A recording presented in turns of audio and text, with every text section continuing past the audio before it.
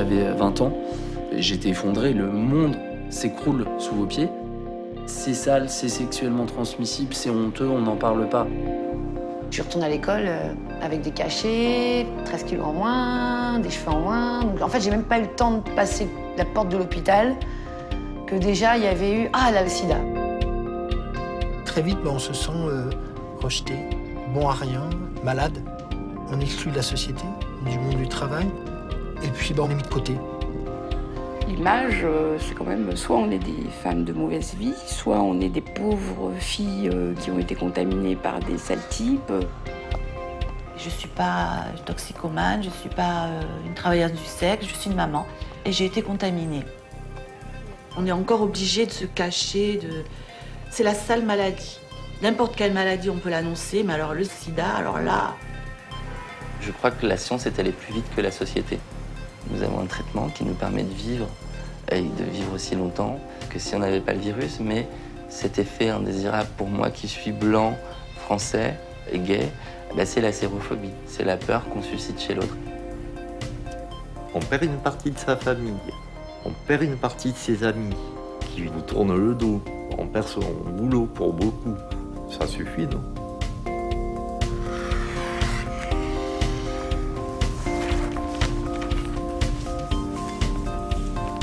Un jour, il s'est glissé dans leur corps.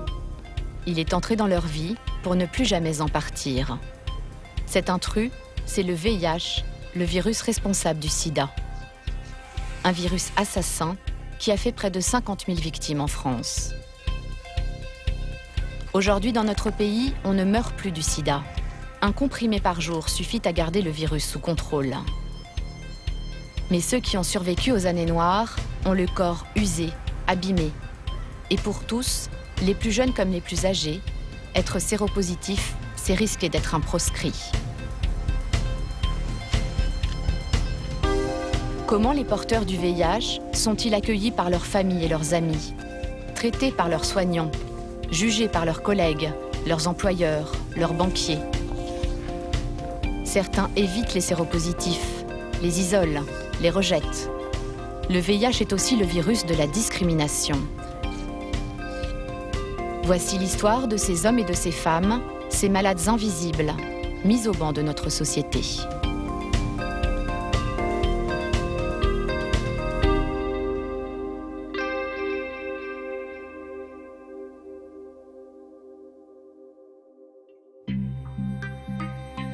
Je m'appelle Pascal, j'ai 57 ans.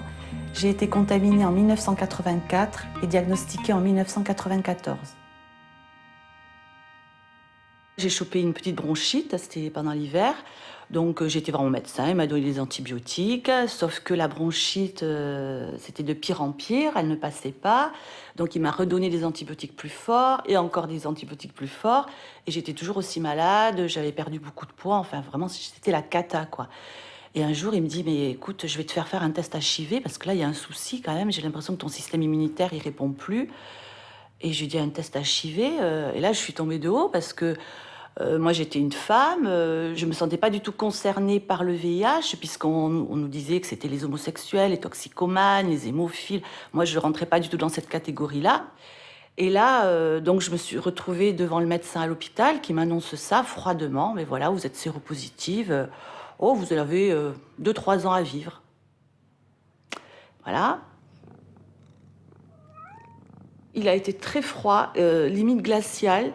Moi, j'étais en pleurs, j'étais effondrée sur ma chaise. Et à un moment, il s'est levé, il m'a dit, bon, mais écoutez, j'ai du monde dans la salle d'attente qui m'attend. Et il m'a fait clairement comprendre qu'il fallait que je parte. Et je me suis retrouvée toute seule avec cette annonce. Et qu'est-ce qu'on fait à ce moment-là? C'est l'horreur, voilà, c'est l'horreur. Moi, ma préoccupation, c'est évidemment ma fille, qui avait 6 ans et demi à l'époque. 15 jours plus tard, on lui a fait le test et on a appris qu'elle était séropositive aussi. Alors là, ça a été... Bon, moi,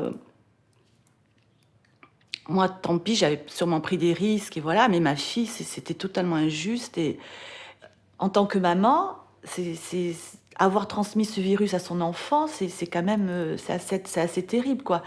J'avais donné la mort, j'allais tuer mon enfant. En fait, c'était ça. Pour moi, dans ma tête, c'était je vais tuer mon enfant. Je suis repartie à l'hôpital, je dis ben voilà, ma fille, on lui a fait le test, elle est séropositive. Et là, il me dit, elle n'arrivera pas à l'adolescence, votre fille. Donc, ça a été vraiment l'horreur, quoi. Ça m'a traumatisée. Ouais. Je m'appelle Jérémy, j'ai 34 ans et je suis séropositif depuis 10 ans. Je savais que c'était une maladie grave, mais de ma campagne, c'était très lointain. Et puis après, quand j'ai commencé à partir de chez mes parents, je me souviens de ma nourrice qui m'a dit fais attention au sida, tout ça. Et ma mère aussi m'avait dit ça. Et je dis oui, bon, j'étais jeune, quoi.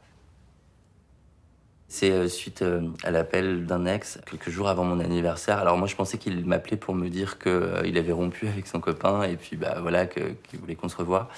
Non, en fait, il sortait du laboratoire en province. Il venait d'apprendre qu'il était séropositif. J'ai pris une semaine, le temps d'accuser le coup et d'aller faire le test moi aussi. Et la laborantine est arrivée avec les résultats dans la main. Et elle a commencé à me dire vous savez, j'ai des amis qui sont malades. Donc j'ai compris. Et je n'arrivais pas à saisir le papier parce que c'était matérialisé, en fait, l'annonce. Et j'ai pris quelques minutes, je n'arrivais pas à toucher ce résultat. Parce que je savais qu'à partir du moment où je le touchais, c'était l'accepter.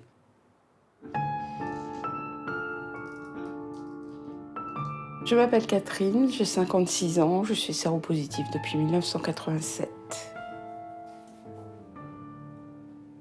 J'ai juste 25 ans et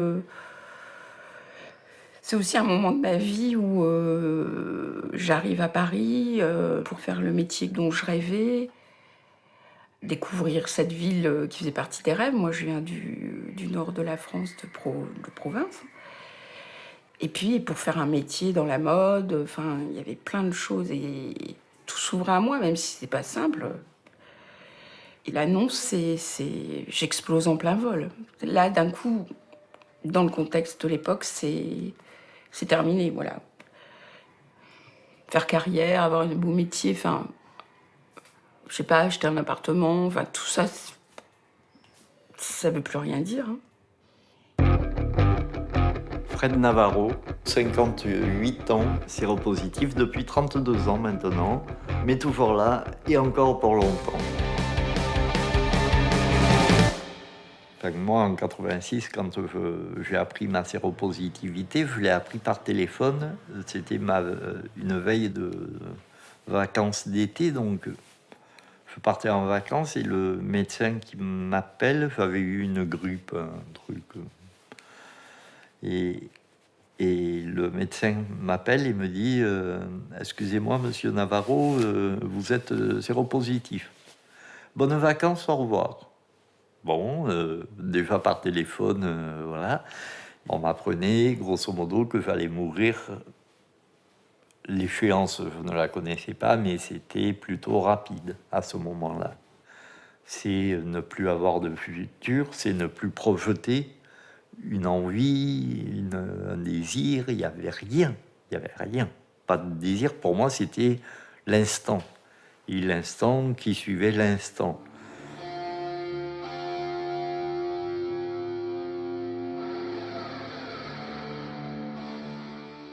J'étais un espèce de punk, donc je buvais, je fumais, je faisais la teuf, en oubliant totalement que j'étais...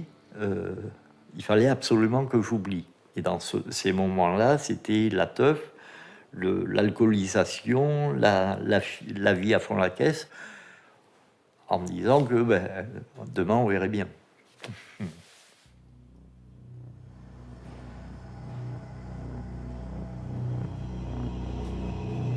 En 1981, 5 ans avant que Fred ne soit contaminé, quelques cas de pneumonie rare et de cancer de la peau inhabituel sont diagnostiqués aux États-Unis, dans la communauté gay.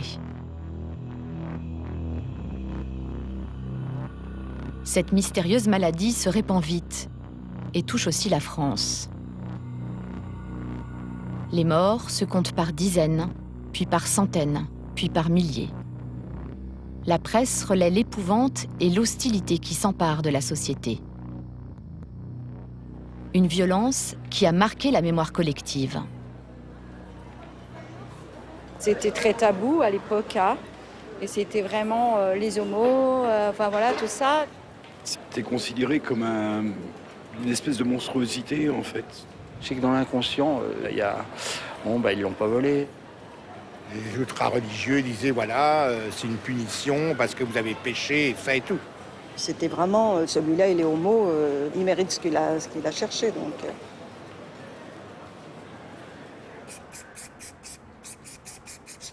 Si la maladie fait aussi peur, c'est parce que personne ne sait encore comment elle se propage. Les porteurs du VIH, loin d'être pris en pitié, sont montrés du doigt. Certains vont choisir de cacher leur maladie. D'autres vont prendre le risque de se dévoiler.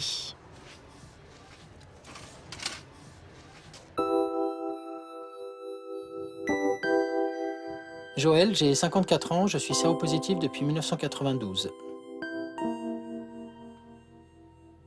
Quand on voit sur les manchettes de journaux que c'est la peste des temps modernes et qu'on est séropositif, enfin là, on se sent sale, on se sent... on a juste envie de se mettre dans un coin et puis de... Même pas de pleurer, mais de se cacher, quoi, de se terrer. J'ai pris mon courage à deux mains parce qu'à un moment donné, je me suis dit, il faut que j'en parle à ma famille. Et j'ai téléphoné à mon frère qui était dans l'Est et je lui ai dit, écoute, voilà, je suis séropositif, je vais mourir. Je pensais qu'il allait me tendre la main, 30 secondes. Non, il m'a dit, écoute, j'ai pas le temps, tu rappelles. C'était surréaliste pour moi. Ce que j'entendais au téléphone, t'existes pas, quoi. Tu viens me parler de ça maintenant, mais écoute, c'est pas mon problème, c'est le tien. Le fin mot de l'histoire, je l'ai su quelques années après par un autre frère, mais c'est déjà, t'as pas une sexualité comme nous, tu es pas comme nous. Deuxièmement, si tu as changé de partenaire et que tu t'es pas protégé, grosso modo, c'est bien fait pour toi.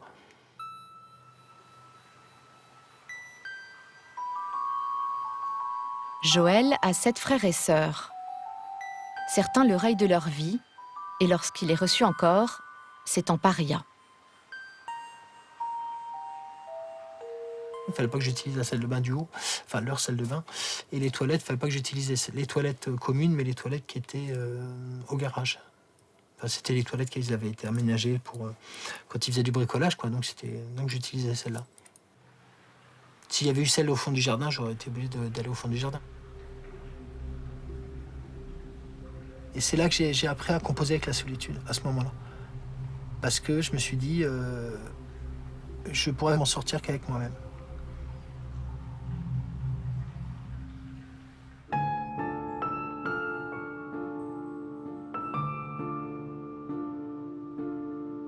Catherine, elle, va choisir de se taire pendant 8 ans. Il faudra que son compagnon séropositif tombe gravement malade pour que ses parents découvrent son secret.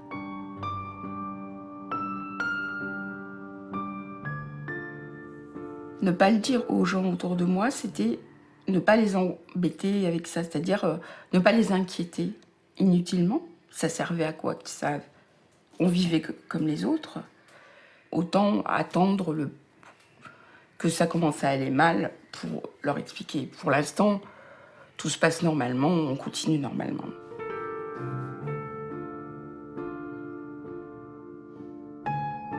Et puis, quand Patrick il a été déclaré sida, et ça s'est passé après très vite, là j'ai estimé qu'il fallait expliquer à mes parents. C'est-à-dire, j'ai expliqué ce qui se passait pour mon compagnon. Et mon père m'a demandé « Et toi, comment ça va ?» Et moi, je lui ai répondu « Moi, ça va bien. » Ce qui était vrai. Je me sentais bien. Donc c'était une manière de lui dire et pas lui dire, en fait. Mais il a compris.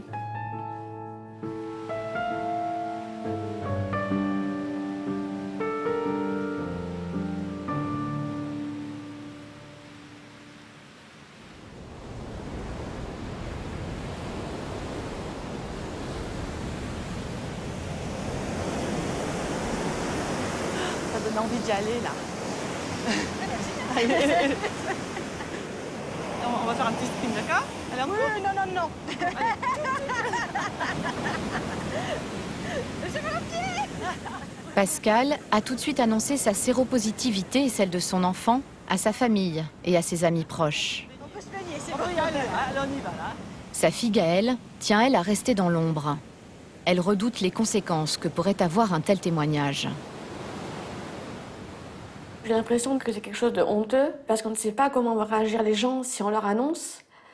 Alors peut-être que j'ai tort et peut-être que ça se passerait très bien si les gens le savaient, mais je veux pas prendre le risque, donc voilà. Donc du coup, je préfère témoigner caché.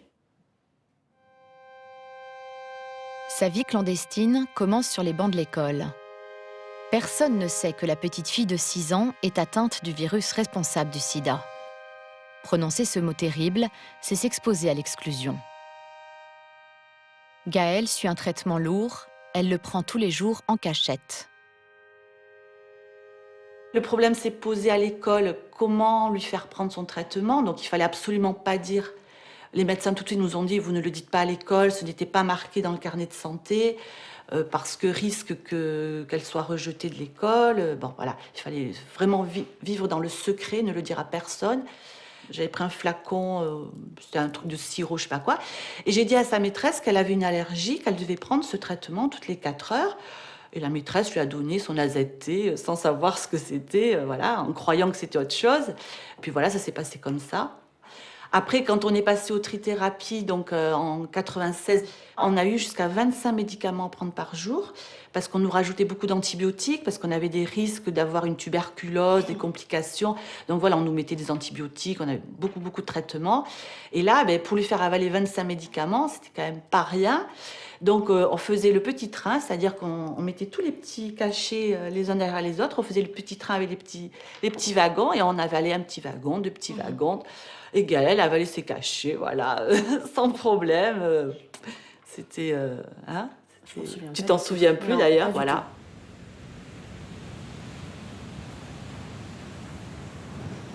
Ouh là là, elle a s'envolé là.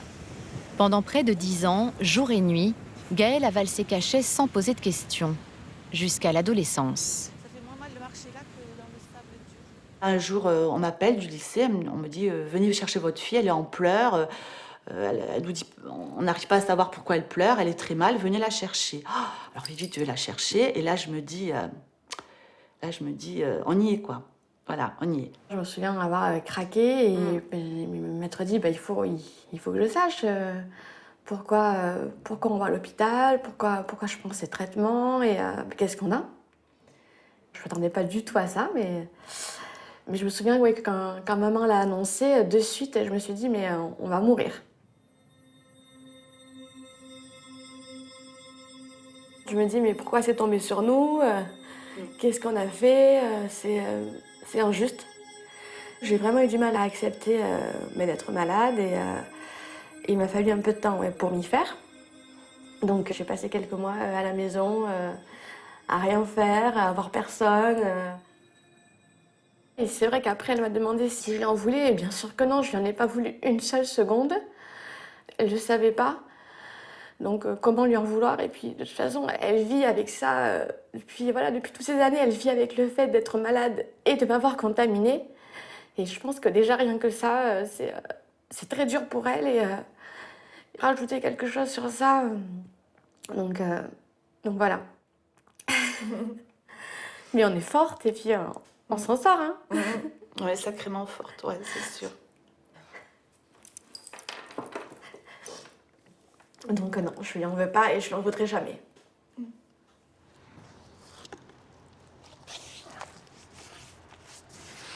Parler ou se taire?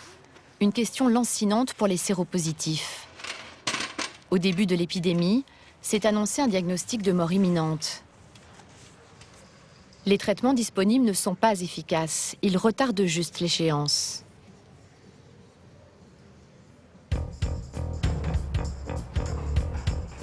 Comme Catherine, Fred a choisi de protéger ses proches en gardant le silence. Pendant 11 ans, il ne prend aucun médicament et poursuit son existence fiévreuse. Mais une rencontre amoureuse va ramener le VIH au centre de sa vie.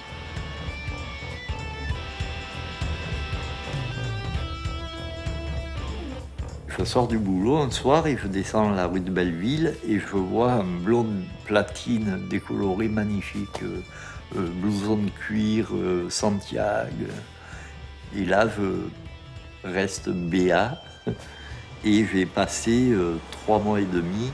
Tous les soirs, en quittant le boulot, je descendais voir si je voyais la merveille. Et au bout de 3 mois et demi, c'était le soir de la fête de la musique. Je l'invite à venir boire un dernier verre à la maison. Et à ce moment-là, je lui ouvre mon cœur et je lui dis « Ah, Christian, ça fait 3 mois que j'attends. Et c'est toi, vraiment, tu... » Et là, il se met à pleurer en me disant « C'est pas possible, je suis séropositif et...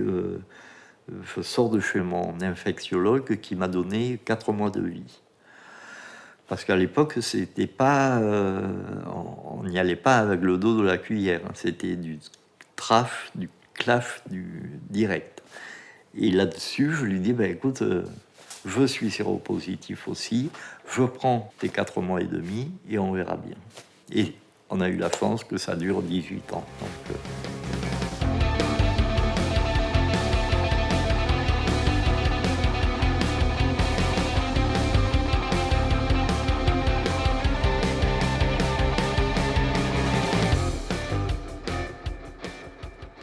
Mois après mois, le virus continue de coloniser l'organisme de Christian et de Fred et de s'attaquer à leur système immunitaire.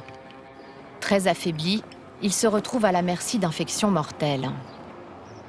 Un jour, Fred s'écroule en pleine rue et ne parvient plus à se relever. Il est emmené en urgence à l'hôpital. Le sida s'est déclaré. ça a duré 1 an et demi, le bordel. 1 an et demi d'encéphalite à cryptococcose, c'est une inflammation de l'enveloppe du cerveau, de la membrane qui enveloppe le cerveau. Et dans cette membrane, il y a le liquide céphalographien où le cerveau est en ballottage. Ça écrase les lobes du cerveau, c'est super douloureux. J'ai perdu la coordination des 4 membres, donc totalement à l'ouest. Un cerveau par intermittence. De temps en temps, j'étais lucide et de temps en temps, je captais absolument pas ce qui se passait. L'usage de la parole, tout ce qui sortait de ma bouche n'avait aucun sens vu que je ne savais même plus mettre une phrase dans l'ordre. Enfin bref, ça n'avait aucun sens. Incontinence totale. Et j'ai perdu la vue 3 semaines. Et du coup, là... Quand 1 an et demi après, je reviens entier, je me dis, waouh, c'est pas demain que je vais me taire.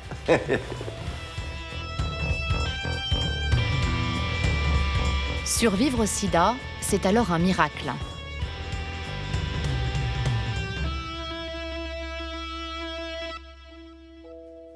Mais l'année 1996 va marquer un tournant. La trithérapie commence à donner des résultats. Pour la première fois, les malades en sursis et leurs médecins entrevoient une lueur d'espoir.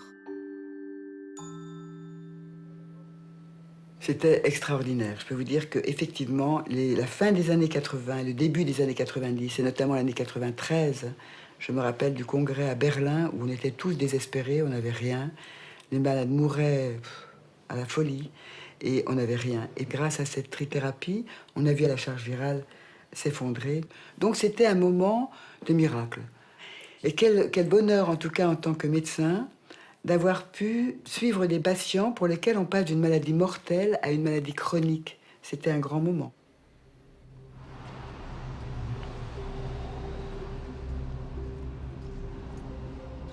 « 36 millions de personnes sont mortes du sida dans le monde depuis le début de l'épidémie. En France, parmi les malades atteints du VIH dans les années 80, 1 sur 10 a survécu. Des rescapés, mais à quel prix? Les premiers traitements ont provoqué des effets indésirables majeurs. Patients cobayes, les séropositifs de longue date ont une santé fragile qui bouleverse leur quotidien.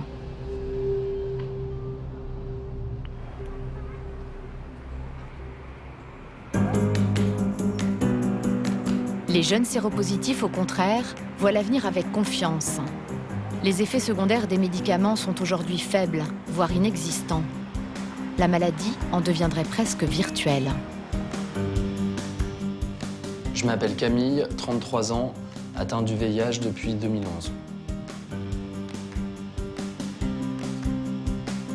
Je l'apprends dans un contexte très commun en somme, c'est-à-dire que je rencontre quelqu'un, je tombe amoureux, on décide de faire un test, et c'était tellement une formalité que j'en ai oublié d'aller chercher le résultat.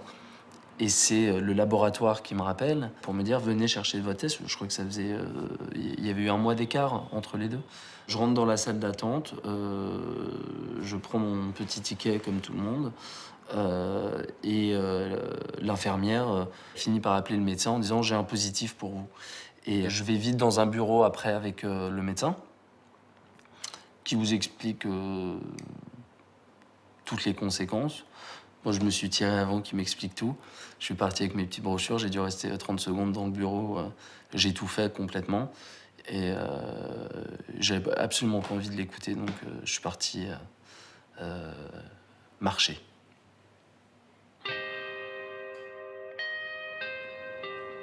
Camille est anéanti. Il réagit comme s'il était condamné. Les médecins vont pourtant le rassurer et lui apprendre que les jeunes séropositifs sous traitement peuvent espérer vivre aussi longtemps que le reste de la population. Camille prend un seul médicament contre le VIH, 5 fois par semaine. Il mène une vie normale. La nouvelle est toujours dévastatrice parce que ça reste une maladie dangereuse, mais on en fait peut-être aussi un peu tout un plat. C'est-à-dire que oui, c'est sûr, c'est emmerdant, c'est sûr, faut mieux pas l'avoir, mais on peut très bien vivre avec aujourd'hui. J'aime pas la hiérarchisation de la pyramide du mal des maladies, mais c'est plus emmerdant d'être diabétique en termes de prise de traitement. Je parle pas des cancers et autres. Il y a des gens, honnêtement, qui aujourd'hui ont des vies bien plus compliqué que les patients atteints du VIH.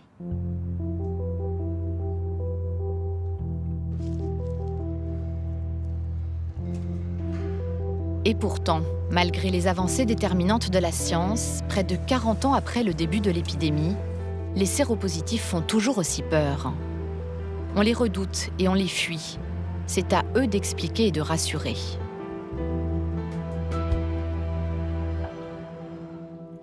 C'était à ma mère, en fait, qu'il fallait que je le dise surtout, parce que c'est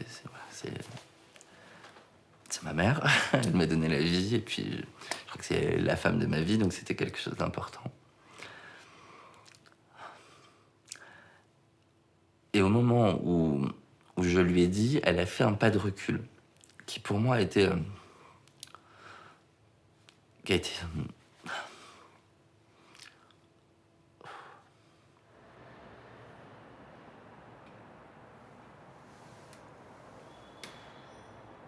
Ça a duré 2 secondes et après elle m'a pris dans ses bras.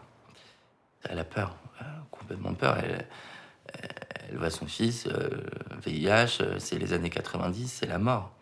Et donc j'essaie de tuer ça, justement, de tuer cette image, de dire que non, j'allais vivre aussi longtemps que si j'avais pas le virus. Tant que je prends mon traitement, tout va bien. Pour Jérémy, le mouvement de recul de sa mère aura été très bref. Chez d'autres, le manque d'informations sur les progrès de la médecine entraîne fantasmes et exclusion.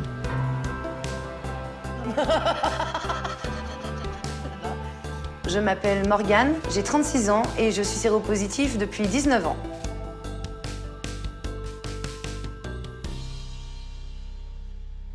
J'ai été contaminée à l'âge de 17 ans. Je chantais un peu pour le plaisir. Et en fait, un groupe de Saint-Brieuc m'a proposé de partir avec eux en enregistrement sur Paris pour un CD, de les accompagner, voir comment ça se passait. Et du coup, en fait, arrivé là-bas, un des hommes, entre guillemets, a, on va dire, profité de ma naïveté pour avoir une relation dans la soirée avec moi, sachant que j'étais hébergée dans son appartement.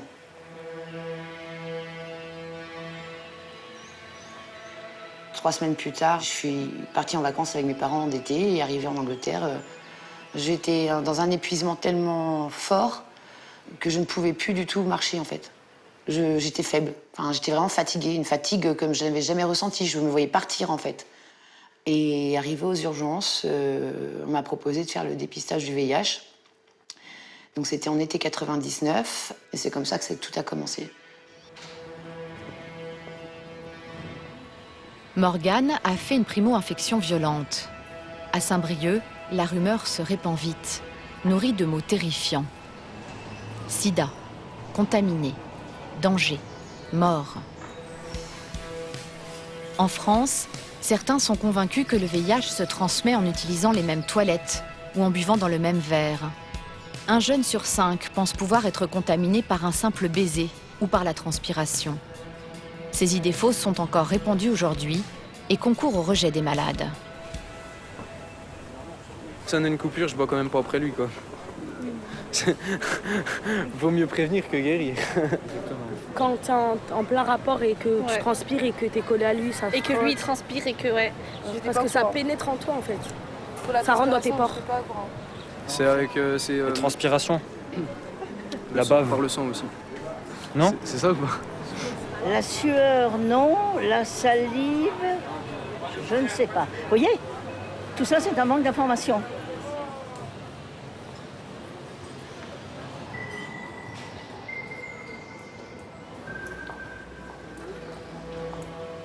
Cette ignorance, Morgane en subit toujours les effets, 19 ans après sa contamination. Linda, sa meilleure amie, n'est pas épargnée. Les gens vont parler de moi par derrière en disant « Ouais, celle-là, nanana, nanana, nanana. » Et puis voilà, l'autre fois, je suis sortie, il y a quelqu'un qui m'a croisée avec un ami, et il a gueulé « Ouais, gars, fais attention, protège-toi. » Je t'y attends jamais, en fait, à ça. C'est juste, t'es là, t'es en train de marcher, il y a des gens qui te montrent. Des fois, on va être là à discuter avec des personnes. Il y a des gens derrière qui vont aller trouver après ces personnes en disant « Tu sais, la fille avec qui tu parles, tu sais que c'est même pas... Elle a le VIH, tu sais qu'elle a le sida, la fille avec qui tu parles. » C'est ça. Encore il y a peu de temps, on est sortis, quelqu'un est venu te voir en disant « Ah, ta copine, c'est elle qui a ça. » Il y a même pas un mois, quoi. Même au départ, c'est-à-dire que du fait que je traîne avec Morgane, mais les gens, ils avaient aussi un point d'interrogation. Tiens, elle aussi, elle est peut-être malade au final. Je devais limite dire non, je suis pas malade. C'est mon ami, oui, mais et alors en fait? Vu qu'ils ont des problèmes sur les moyens de transmission, ils s'imaginent que vu qu'on est tout le temps ensemble, forcément elle l'a. C'est le fantasme du moustique qui serait passé, ou voilà, de la salive, de la transpiration, d'être avec quelqu'un au quotidien et de pouvoir transmettre, alors que c'est pas le moyen de contamination qui existe, c'est pas possible, ça ne se passe pas comme ça. On n'attrape pas ça avec la salive ou la transpiration ou par un bisou sur la bouche. Donc voilà, ces gens-là n'ont même pas cette information-là. Donc comment ne pas être jugé? Trop de personnes ne savent toujours pas que le virus du sida se transmet uniquement par voie sexuelle et sanguine. Elles ignorent aussi cette information capitale. Grâce aux trithérapies les plus récentes, une personne qui prend son traitement régulièrement, depuis 6 mois au moins, ne risque plus de contaminer son partenaire, même sans se protéger. Le traitement du sida va permettre de bloquer le virus dans la cellule et il ne peut plus sortir, donc il n'est plus actif. Ça ne veut pas dire qu'il n'est plus là, il est dans les cellules, bloqué, il ne se réplique pas, il ne fait plus son sale boulot. Et le virus va être dans le sang, on dit indétectable. Cette avancée médicale majeure devrait rassurer ceux qui ont une relation sexuelle avec une personne séropositive. Pourtant, la méfiance demeure. C'était un garçon que j'avais rencontré sur Internet.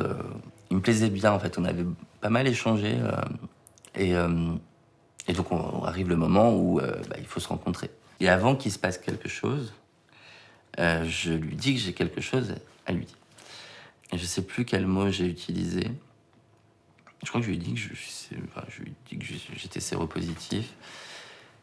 Et là, il a eu ce moment de recul. Et puis, il m'a fait « je peux pas ».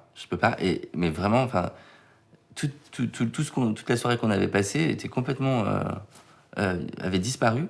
Et je redevenais un inconnu et ouais, un danger, quoi. Enfin, vraiment, dans son regard, j'avais l'impression d'être la mort, quoi. Vraiment, c'était ça dans son regard.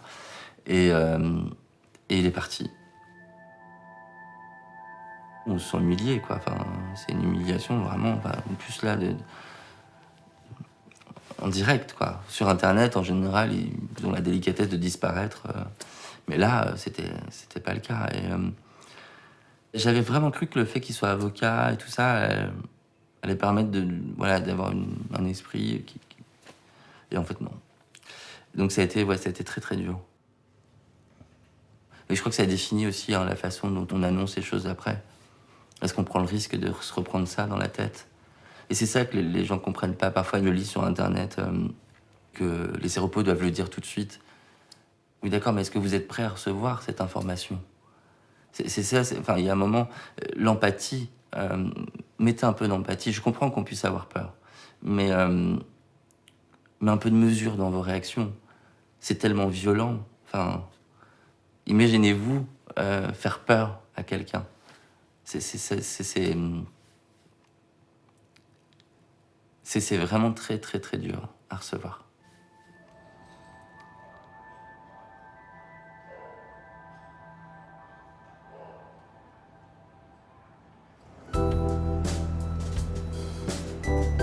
La violence du rejet n'épargne aucun moment de la vie. Les discriminations existent aussi au travail. Joël occupait un poste de commercial dans une grande banque française. Pendant plusieurs années, il tente de cacher sa maladie, malgré les effets nocifs des médicaments. Ça a été un peu le Dr Jekyll et Mr Hyde. Il fallait que j'endosse un autre costume, celui de l'employé de banque bien sous tout rapport, mais qui, en dessous de son costume, était complètement défait et souffrait de maux de ventre, de diarrhée, de nausées, de vomissements, des maux de tête à n'en plus finir, des crampes, la perte de sommeil, parce que comme je me réveillais régulièrement toutes les 4 heures, donc c'était assez lourd. Et puis physiquement, la perte de masse musculaire. C'est-à-dire que d'à peu près 80 kilos, je suis redescendu pratiquement à 60. Donc c'était visible. Et mes collègues n'arrêtaient pas de me dire « Mais qu'est-ce qui arrive ? Tu maigris, qu'est-ce qui t'arrive ? T'es malade ?» et ainsi de suite. Joël finit par tomber très malade. Une infection pulmonaire le plonge dans le coma pendant 45 jours. Il mettra 2 ans à se relever et à retourner au travail. Mais le plus éprouvant reste à venir. J'avais mon poste attitré depuis plus de 15 ans, à peu près. Et je ne vais pas dire la fleur au fusil, mais confiant. Voilà, confiant, je me suis dit, je vais reprendre mon poste, je vais avoir un temps d'adaptation, mais voilà, ça va aller. Mais les choses avaient changé. Mes collègues ne se comportaient plus de la même façon. Si j'entrais dans la cuisine pour prendre ma tasse et puis me servir un café, bizarrement, les autres avaient terminé et repartaient. Mon poste de conseiller, je l'ai perdu. J'étais plus à l'étage, j'étais en ce qu'on appelle ce qu'ils appelaient la seconde zone, c'est la zone d'archivage. Et donc ma journée, je la passais en sous-sol, à classer les papiers. Je voyais plus personne, ça arrangeait tout le monde. Et puis j'étais plus visible surtout. J'ai été convoqué après par ma direction. Et elle me dit « Joël, j'aurais quelque chose à te dire. On sait que tu es séropositif. » Et là, j'avais l'impression de prendre 2 baffes phénoménales. C'est-à-dire que j'ai sonné comme un boxeur. 2 coups de KO. Et là, je lui dis « Mais comment t'as su ? Est-ce que c'est la médecine du travail ? Est-ce que c'est... » Et là, elle me dit « Non, c'est... elle s'appelait Manuela. Mon ancienne directrice, elle me dit non, c'est Manuela. Elle nous a transmis d'informations par ton dossier et elle m'explique tout simplement qu'elle s'était présentée à l'hôpital, qu'elle avait pris l'identité de ma sœur. Donc automatiquement, elle est au courant que j'étais séropositif, que j'étais en phase sida, que j'étais entre la vie et la mort et que voilà quoi. Elle a violé carrément mon intimité pour savoir ce que j'avais. Elle a vraiment tout détruit, tout détruit.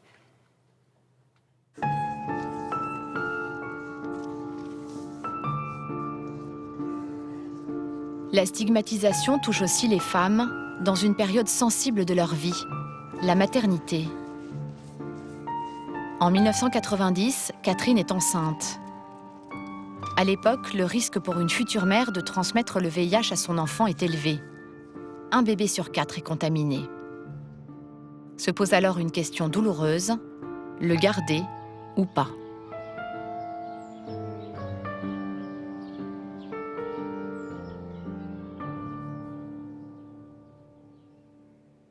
Il y a eu un accident et ça a été très compliqué parce que quand j'ai appris ma séropositivité, c'était aussi de ne pas avoir d'enfant. Parce que c'était trop risqué pour l'enfant. Et puis aussi, comme on avait une durée de vie assez limitée, c'était aussi le risque de faire un enfant orphelin. J'ai décidé de ne pas le garder et c'était aussi assez, on va dire, fréquent à cette époque-là chez les femmes. L'avortement des femmes séropositives était assez courant. Et c'était une recommandation des médecins. Les médecins ne nous aidaient pas à garder un enfant à cette époque-là, au contraire. Quand je suis arrivée à l'hôpital, les infirmières m'ont mis dans un placard. C'était un placard, c'était vraiment une salle débarras. Et avec une espèce de comportement des infirmières qui n'était pas très sympa. La manière dont elles mettaient les gants pour prendre les fourchettes, l'assiette, qu'elles lavaient dans le lavabo de la chambre. Je n'avais pas le droit d'utiliser les toilettes communes. Donc, il n'y avait pas de toilette dans la chambre.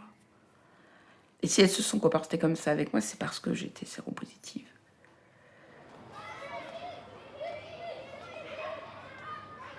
Et vivre ça, c'est vivre un accouchement, c'est vivre une fausse couche.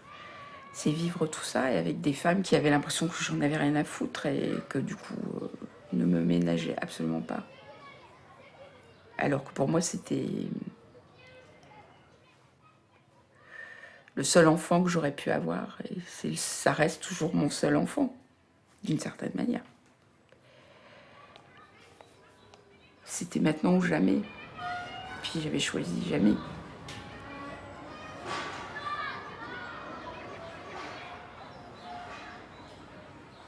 Je l'ai jamais... j'ai jamais oublié cet enfant, forcément. Mais j'ai jamais oublié les gens qui m'ont aussi rendu la tâche aussi difficile.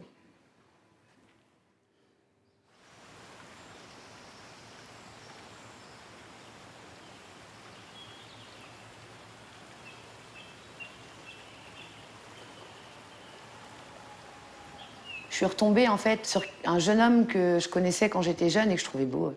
Et en fait, du coup, je ne savais même pas qu'il se souvenait de mon prénom.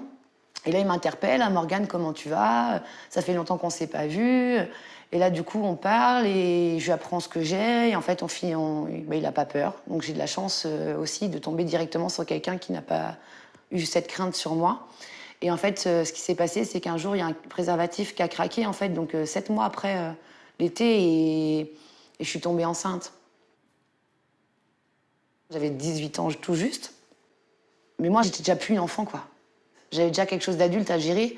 Et je me suis dit, mais c'est peut-être la seule que j'aurais, j'en sais rien. Donc j'avais ma cousine très proche de moi. Je lui ai dit, écoute, c'est peut-être la seule chose que je pourrais vivre dans ma vie. Si je pars, s'il arrive quelque chose. Donc avant de savoir si j'allais la garder, j'ai vraiment voulu savoir si j'avais des gens qui allaient être là pour elle au cas où. Ma fille est née en décembre, le 1er décembre 2000, la journée mondiale du sida. Et en revenant en fait du bloc opératoire, là déjà dans la chambre il triait tout. C'est-à-dire que j'avais des sacs plastiques de chaque couleur, des couverts en plastique, et il triait tout ce que je touchais. Rien ne sortait de ma chambre pendant tout mon séjour, il n'y a rien qui est sorti de ma chambre. Et là en fait le soir, ma fille pleurait comme un nourrisson. Et du coup je les ai appelés et donc ils m'ont dit écoutez, c'est vrai que normalement, le premier soir d'une césarienne, en plus de fin de journée, on prend l'enfant pour soulager la maman, mais vous comprenez que dans votre cas, c'est pas possible en fait. Votre bébé, on peut pas le mettre avec les autres enfants parce qu'il est, au même titre que l'hépatite, ça peut se transmettre d'un berceau à l'autre, donc on doit vous la laisser, donc on vous a ramené une tétine, ils lui ont mis une tétine, ils sont partis. Et là, en fait, je me suis écroulée. Là, c'est un effondrement. J'ai du mal. C'était un effondrement pour moi, en fait. Parce que tu peux pas faire subir un nourrisson qui n'a rien demandé, tu demandes qu'à l'aimer, il est déjà stigmatisé, pire que moi-même, en fait. C'était pas possible. C'était pas possible. Mais j'ai rien dit, parce que tu te dis que c'est comme ça. C'est des professionnels de santé, donc c'est eux qui savent mieux que toi, donc tu laisses faire.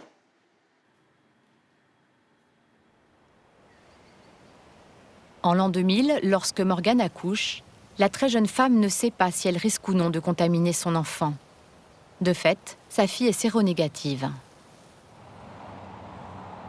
Aujourd'hui, grâce aux trithérapies les plus récentes, une femme atteinte du VIH peut donner la vie sans risque pour son bébé. Une victoire immense contre le virus. Il est vrai qu'auparavant, on avait des traitements qui n'étaient pas toujours efficaces, qui ne marchaient pas très bien, et on disait aux mamans, non, vous ne pouvez pas avoir un enfant, et c'était quand même très compliqué. Actuellement, avec les traitements efficaces qui rendent la charge virale indétectable, ça veut dire qu'il n'y a pas de charge virale, de virus circulant, les mamans ne contaminent plus leur enfant, et on peut leur dire, vous pouvez avoir un bébé sans souci. Ainsi, dans une même famille, l'histoire ne se répétera pas. Respire le bonheur. Pascal a contaminé sa fille Gaëlle, qui a pu en 2015 avoir un enfant que le virus n'a pas touché. Oh là là, quel bonheur! Mais quel bonheur, mon Dieu! La grand-mère Gaga. Ah ouais, ça a été... Ben oui, parce que je pensais pas être grand-mère un jour, déjà. Je m'étais enlevé ça de la tête. Hein. Je m'étais dit, non, ça sera pas pour toi. Et mais ça a été... voilà, je sais même pas comment l'expliquer, parce que... De toute façon, c'est le plus beau, alors. C'est le plus beau des petits garçons du monde entier. C'est un bonheur énorme, énorme. Le fait d'avoir eu un enfant naturellement et le fait de pouvoir mettre au monde un enfant en étant sûr qu'il ne serait pas séropositif, ouais, je trouve ça extraordinaire. Et je trouve que ça, c'est incroyable. On ne transmet plus la maladie. Et ça, c'est énorme. C'est un soulagement de savoir qu'on n'est plus des bombes à retardement, quoi. Parce que pendant des années, on se considérait un peu comme des bombes à retardement. On boit un coup, les filles? Allez, on boit un petit coup. T'aimes l'eau pétillante? Oui, bien sûr. L'eau qui pique.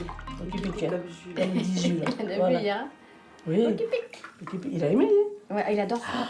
Il adore ça. C'est fou, ça, hein? Parce qu'il y a des enfants qui l'aiment pas, hein, souvent. Les papis, mamies, ils en veulent, tu sais. Allez. Des fois. Chin. Allez.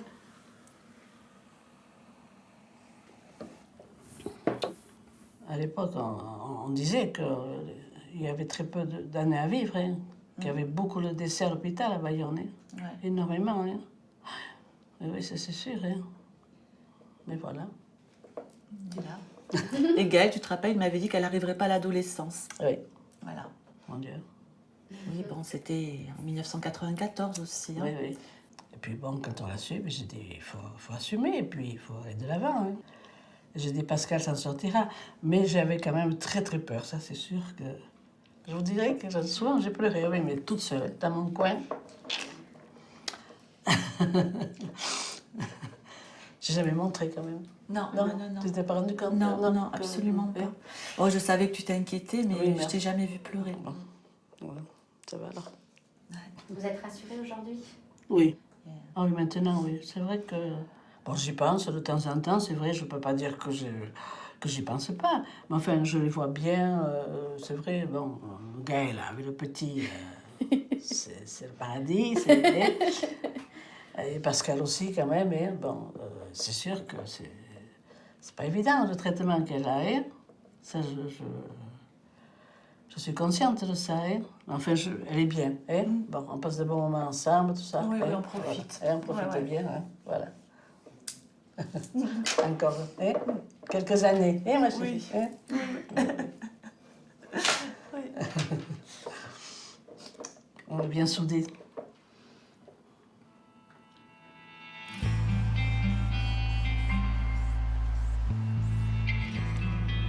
Soudés pour affronter la maladie, mais aussi les réactions des autres, y compris celles des professionnels de santé parfois.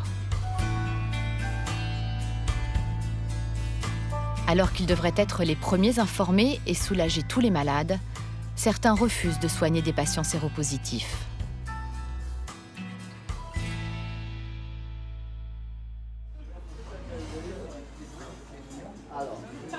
Toi, t'es là. Je la connais direct avec ton nez. Les dentistes, quand je leur annonçais que j'étais porteur du virus en 87-8, ne voulaient pas me soigner et m'envoyaient chez des confrères. Voilà, et j'ai eu je ne sais combien d'infections, des abcès, des trucs. Donc, c'est allé jusqu'à ce que j'ai une septicémie, un empoisonnement du sang à cause d'un abcès. Et là, on m'a hospitalisé, endormi et tout arraché. Et je suis ressorti quelques semaines après, sans plus rien dans la cavité buccale. Merci monsieur, au revoir et à bientôt. Si je ne l'avais pas dit, moi, si j'avais été malhonnête, on m'aurait soigné. Et j'aurais peut-être encore aujourd'hui toutes mes dents. Il n'y a que dans ce cadre-là que je m'autorisais le fait de dire que j'étais séropo. Et du coup, non, ça a été... non, une catastrophe.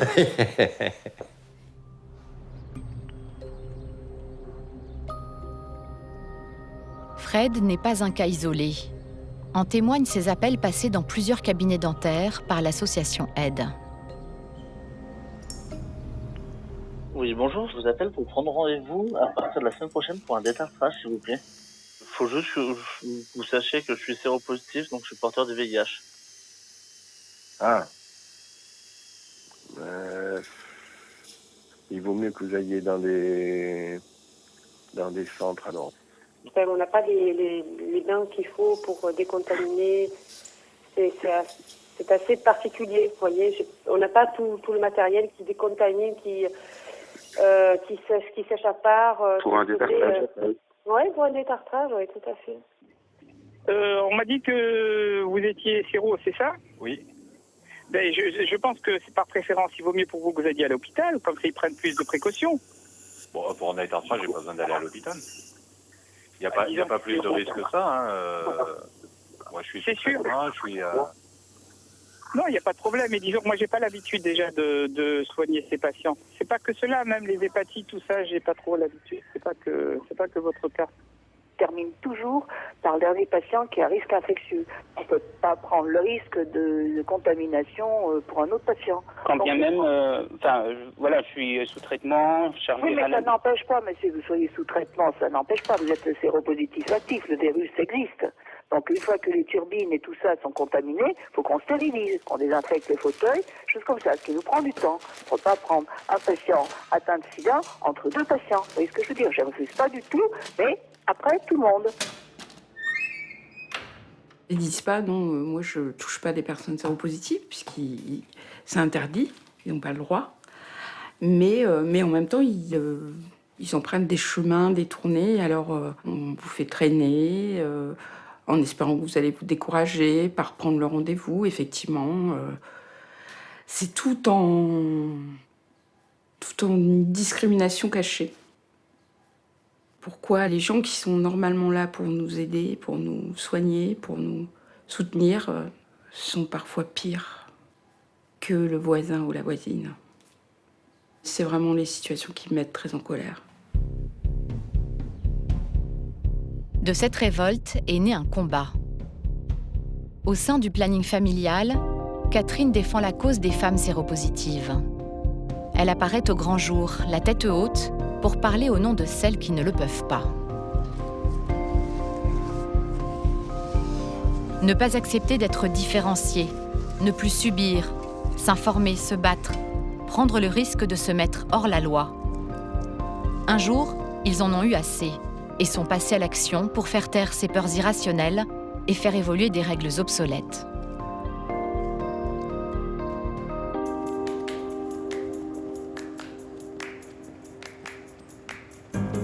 Camille est entrepreneur.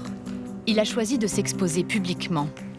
Il s'est lancé dans une bataille essentielle pour lui, celle du droit à emprunter dans les mêmes conditions que n'importe qui. Moi, je pars, tu sais, à Lisbonne, là, 3 jours avec le perchoir et après je suis à Dubaï 3 jours. Et je repars à New York en rentrant.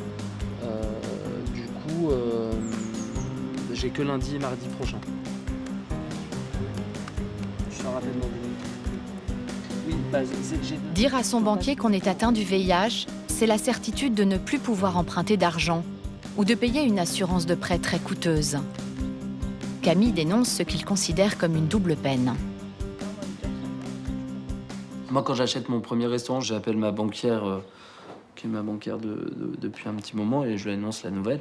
Mais je lui ai dit innocemment, inconsciemment, que c'était cette maladie, pensant que ça allait pas poser problème non plus. Et en fait, ça posait problème. Il est très difficile de quantifier un refus sur des dossiers comme ça, parce qu'on va invoquer d'autres raisons. Là, en l'occurrence, elle m'a dit qu'ils ne présenteront pas le dossier, que ça va être compliqué, qu'elle est désolée. C'est le premier obstacle qui me fait réfléchir, c'est le premier obstacle qui me fait réagir, et c'est un peu la première discrimination. Et c'est le début de ce combat, c'est le début d'un mensonge assumé, c'est-à-dire que je coche non sur l'intégralité de mes questionnaires de santé, donc d'un mensonge militant. Et quand je dis mentir est un acte militant, c'est que je ne rentrerai pas dans le jeu de me déclarer séropositif, malade, me soumettre à des tests. Je sais que je suis en bonne santé, je sais que je prends mon traitement sérieusement et régulièrement, je sais que j'ai pas une échéance de prêt de retard sur beaucoup d'affaires et depuis 10 ans maintenant. Donc je ne vais pas rentrer dans le jeu des banques et des assureurs à me soumettre à des tests, à perdre du temps. Et donc je vais mentir en me mettant juste en dehors du système pour ne pas le cautionner. Si Camille signalait qu'il était porteur du VIH, il payerait une surprime de 100% pour l'assurance de son prêt. Le jeune entrepreneur se mobilise pour faire évoluer la réglementation. Il n'y a aucune raison d'appliquer cette surprime. Elle est injuste, elle est injustifiée et elle n'a aucune raison d'être médicalement en parlant. Je suis désolé de dire que je vais vivre aussi longtemps, mais même peut-être plus et probablement plus que la moyenne des Français. Parce que je vais chez le médecin minimum 2 à 4 fois par an, avec des batteries de tests dans tous les sens. Donc le moindre taux de cholestérol, de glucose, de trucs en trop, en moins, on le dépiste en préventive. Je suis hyper suivi, hyper surveillé.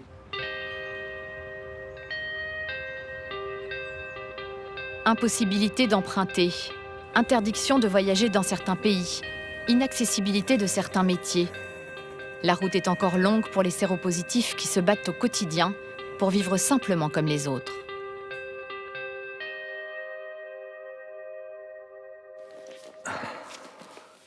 Je n'aime pas beaucoup me retourner vers cet album. C'était l'album que Christian faisait avant de décéder. Le beau gosse. Parce qu'il était séropositif, le compagnon de Fred a subi l'humiliation du rejet jusque dans la mort. Fred en a fait son combat.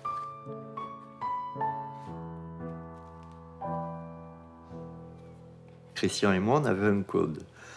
Chaque fois qu'on était séparés, c'est très peu arrivé, mais les rares fois où on a été séparés, on s'appelait tous les jours. Et si on ne se répondait pas, celui qui avait raté l'appel appelait avant le lever du soleil. Et là, au lever du soleil, le 4e jour, pas de retour. J'appelle la gardienne de l'immeuble, les pompiers du 13e, et je leur dis, il se passe un truc, speedez-vous. Et 3 quarts d'heure après, la gardienne me rappelle en me disant, Monsieur Navarro, trop tard, il était mort.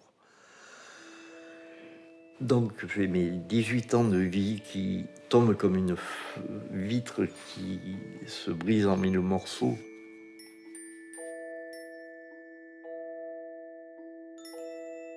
Christian meurt en juillet 2010. Son corps est retenu 13 jours à l'Institut médico-légal, le temps d'enquêter sur sa mort. Arrive le jour de la crémation. Un des maîtres de cérémonie me dit, Monsieur Navarro, allez saluer votre compagnon. Et je rentre dans l'espace où il était exposé. Et là, l'odeur me saute à la gorge. Vraiment, une odeur de viande avariée terrible. Et mon compagnon de 18 ans de vie avait des taches de décomposition sur le visage, des taches brunes, on va dire. C'est déjà difficile de perdre celui qu'on a aimé, ou celle qu'on a aimée. On sait qu'on ne le verra plus, donc c'est déjà violent. Mais là, de rajouter une louche avec l'odeur, avec l'apparence, même pas un coup de phare. Mon dernier rendez-vous avec l'homme de ma vie, je l'aurais préféré un petit peu plus doux, dirons-nous.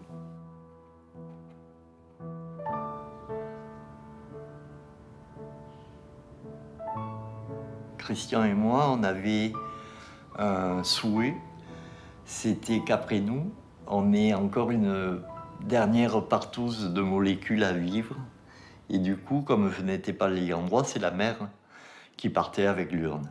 Et juste avant qu'ils mettent le cercueil au four, j'ai demandé à un maître de cérémonie de me gratter le fond du four et de me prendre une poignée de cendre. Et là, il commence à s'excuser en me disant que ça n'était pas possible, qu'il pouvait perdre son emploi, qu'il pouvait...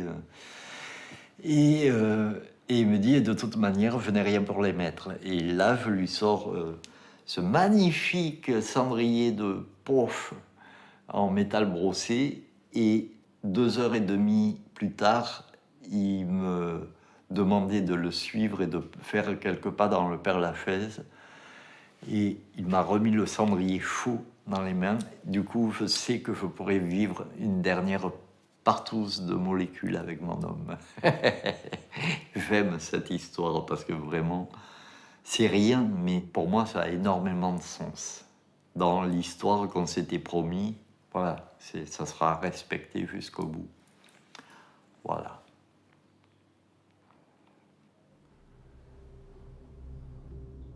Christian n'a reçu aucun soin de conservation parce qu'il était séropositif.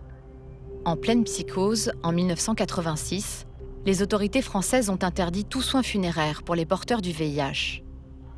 Cette réglementation est restée ensuite en vigueur, malgré les nouveaux traitements qui rendent les séropositifs non contaminants.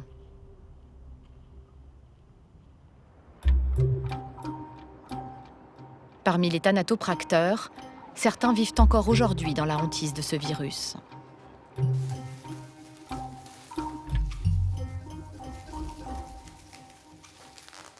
Notre métier est un métier à risque parce que nous utilisons des instruments piquants, coupants, tranchants. Et donc, il y a un risque de piqûre extrêmement important. On n'a pas envie, avec les confrères, de se voir contaminés parce qu'on traite un défunt. Nous n'avons pas accès au dossier du patient, donc nous, on ne peut pas savoir s'il est indétectable, on ne peut pas savoir où en est sa charge virale, on ne sait rien, c'est juste un certificat médical de décès qui est rempli et qui nous dit « attention, maladie infectieuse ». Attention à maladie infectieuse, ça nous alerte tout de suite en se disant « il y a un potentiel risque lorsque je vais œuvrer sur ce corps-là ». J'ai peur, j'ai pas envie de rapporter des maladies dans ma famille, donc je refuse catégoriquement de traiter ce genre de pathologie. Pourtant, en près de 40 ans d'épidémie, aucun cas de contamination n'a été répertorié chez les thanatopracteurs dans aucun pays au monde. Le message que personne ne m'a dit, mais le message que j'ai reçu, c'était « vous avez vécu la merde, vous êtes de la merde, partez comme vous avez vécu. En gros, on ne va pas se salir à toucher un séropositif. » Et du coup, en répercussion, revenait mon histoire de don. Ah, évidemment, alors si les dentistes, si les thanatopracteurs, si disent « ah, on ne touche pas au séropositif », on ne s'en sort pas. Et évidemment, on sera des sous-citoyens jusque dans la mort. Du coup, je voulais absolument que les séropositifs et porteurs d'hépatite virale soient sortis de cette interdiction. Ça a pris 7 ans de ma vie, parce que le rythme politique n'est pas le rythme humain. Le temps des politiques n'est pas le temps humain. Depuis le 1er janvier 2018, grâce à la mobilisation de Fred au sein d'ACT UP notamment, les soins funéraires sont à nouveau autorisés sur les personnes atteintes du VIH et des hépatites. J'étais soulagé, on va dire. Ça s'était gagné, il n'y aurait plus personne qui serait percuté par cette violence et cette discrimination. Mais je me sentais un petit peu fautif de ne pas l'avoir fait avant pour mon homme. Lui n'a pas eu droit à ça. Et lui, pour moi, ils l'ont insulté. Et du coup, ce sont des victoires qui sont douces amères, on va dire.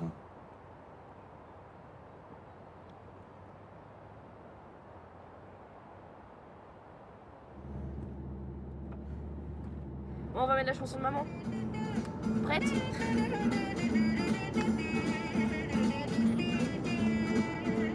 On chante. Donne-moi une suite au Ritz, je n'en veux pas des bijoux de chez Chanel, je n'en veux pas, donnez-moi une limousine, j'en ferai quoi, papa, papa, papa. Morgane a poursuivi son chemin. Elle a mûri. Aujourd'hui, elle a 4 enfants. Le personnel de la maternité s'est à nouveau mal comporté pour sa 2e fille. Lors de sa 3e grossesse, elle s'est rebellée pour ne pas revivre cette épreuve. Tous vos clichés, bienvenue dans ma réalité. La 3e, j'ai un peu grandi, hein, j'ai plus 18 ans, j'en ai 29. Et là, je me suis dit, bon, ça fait quand même 2 où il se passe des choses, où on n'accepte pas mon enfant avec les autres. Est-ce que ça existe, en fait, finalement, ce protocole? Et donc, du coup, il a fallu que je tape sur Internet, voilà, mère, accouchement, protocole. Et je tombe sur une association, donc je leur envoie un mail. Et là, je leur dis, voilà, j'ai subi ça en telle année, ça en telle année. On m'apprend que le protocole, en fait, n'existe pas. Que ça se passe pas du tout comme ça, que c'est même... Enfin, ils sont tous outrés, en fait, hein, tout simplement. Et là, je vais dans le service maternité et je leur dis bonjour. Vous savez, la dame qui doit arriver dimanche. Ah oui, mais on s'est pas déjà vu. Si, ça fait que la 3e fois. Sauf que cette fois, désolée, mais je sais que le protocole n'existe pas. Et j'aimerais bien vraiment avoir une maternité comme tout le monde. Donc elle me dit, est-ce que vous voulez bien que je mette un post-it sur votre dossier, donc en novembre 2011, mettre un post-it sur votre dossier pour être traité comme tout le monde. Et là, ça a été, en fait, finalement, j'avais un post-it... J'avoue que pour ma 3e, il y a eu des petites choses, mais ça ne m'a pas choquée plus que ça comparé à ce que j'avais subi avant.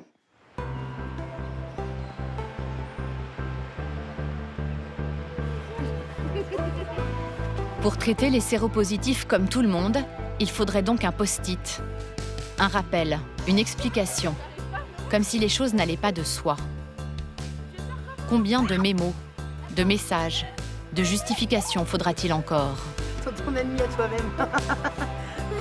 En attendant, le combat se prolonge.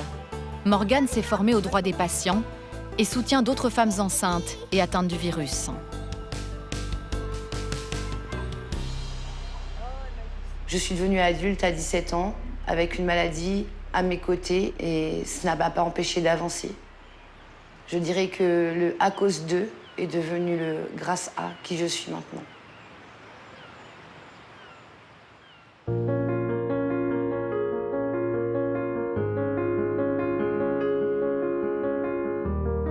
Morgane, Camille, Catherine, Fred, Pascal, Joël, Jérémy. Ils sont devenus acteurs de leur maladie. Ils se sont tous battus pour leurs droits. Séropositifs, ils ont continué de vivre pour obtenir le droit d'exister.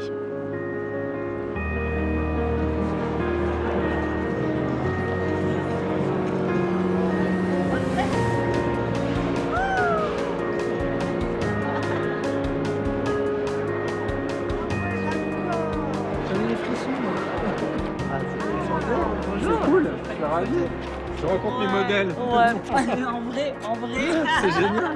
Bravo à toi. Merci, je t'en fais un bisou. Viens. Tu feras le selfie après. Ouais, là. Fais attention aussi à tes vêtements. Est-ce que tu vas te cacher? Je vais me cacher. Je vais me cacher aussi, comme ça on va se cacher une fois.